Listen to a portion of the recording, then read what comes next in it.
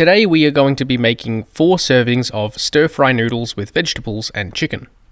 The first thing we need to do is prepare our noodles. You can pretty much use any noodles for this dish, but I am using dried thin egg noodles. I generally use 1.5 of these nests per serving for a total of 6 nests since we are making 4 servings. For most packages I have used, each nest usually weighs around 60 grams, so we are looking for a total of approximately 360 grams of dried noodles. Add these to a bowl and cover them with boiling water. You could also boil them according to the package instructions, but I find that they end up getting too sticky with that method. Separate the noodles once they start to become soft, and do this again every few minutes. It depends on what type of noodle you are using, but it took me somewhere around 5 to 10 minutes for the noodles to be ready. Once they have fully softened, strain them and spread them out on a tray to cool and dry. Before we stir fry the noodles, we want them to be cool and dry to minimize the risk of sticking to the wok and breaking apart. Set them aside until we are ready to cook.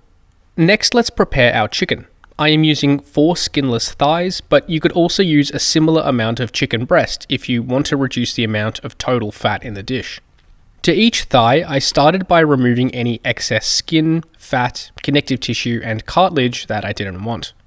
Then I cut into the thicker parts of the thigh to thin it out so we have a more uniform thickness. Cut it into fairly thin strips and repeat this for the rest of the chicken.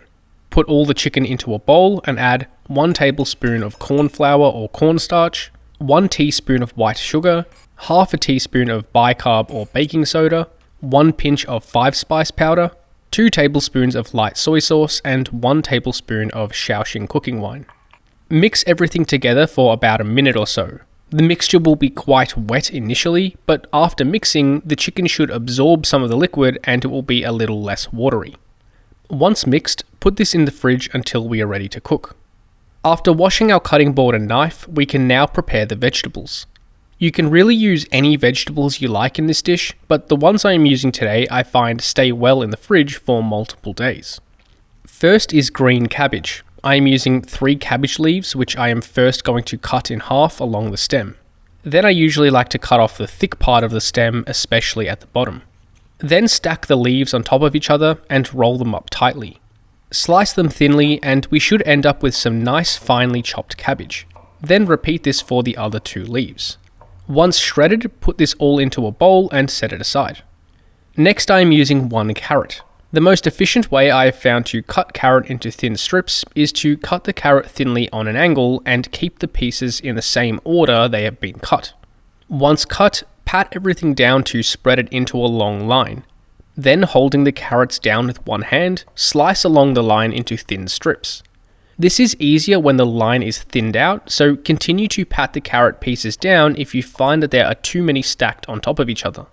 And if everything goes well, we should end up with some fine slices of carrot. Alternatively, you could also use some other kitchen utensil to get the same result if you like.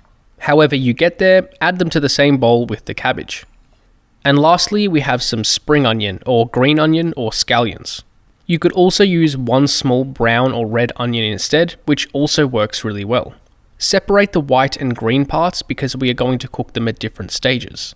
With the white parts, slice them thinly on a very steep angle and add them to the bowl with the other vegetables. For the green parts, we are going to stack a few together and slice them in the same way but not quite as thin. Then set these aside in a separate bowl. And lastly, let's prepare the sauce. First we will need 2 cloves of garlic. Lightly smash each clove with the side of your knife, cut off the end and the peel should come off easily.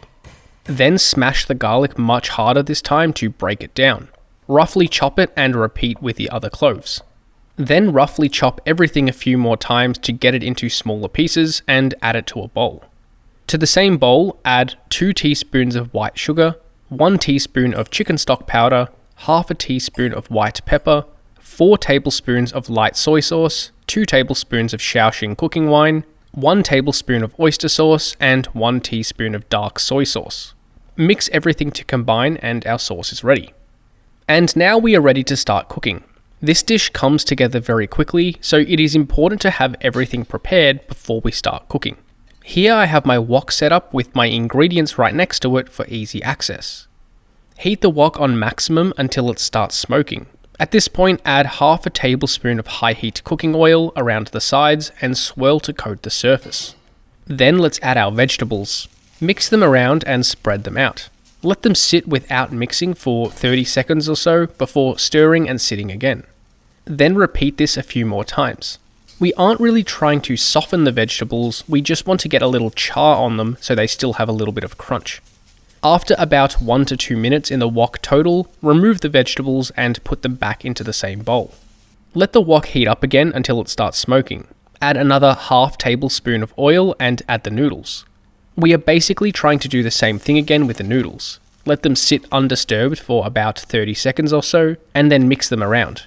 It is difficult to see on the video, but we are looking to get a few char marks on the noodles too. Here you can toss the wok, use a spatula, chopsticks or tongs to stir and loosen up the noodles, whatever is easiest for you. This will probably take a good few minutes since there is quite a lot of noodles to get through. And once you are happy, remove the noodles and set them back on the tray they came from. Heat the wok until it is smoking again and add a final tablespoon of oil. Add the chicken and spread it out to get some colour. Then mix it around and let it sit again. Repeat until the chicken is fully cooked and has some good browning all over. Once you are happy, we basically just need to add everything back to the wok and mix it through. I started with the vegetables and mixed them through. Then the noodles and mix it a little more. Then add the sauce around the sides of the wok to get more of a smoky flavour.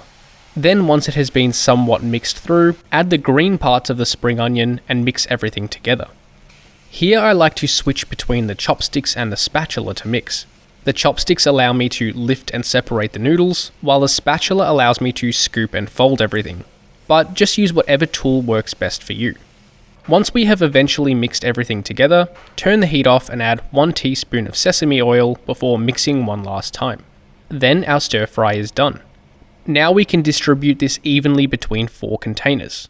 For reference, these are 1 litre containers. And by the way, if everything was cooked properly, there should pretty much be nothing stuck to your wok. Let them cool for a few minutes before putting the lids on and storing them in the fridge for up to around 1 week.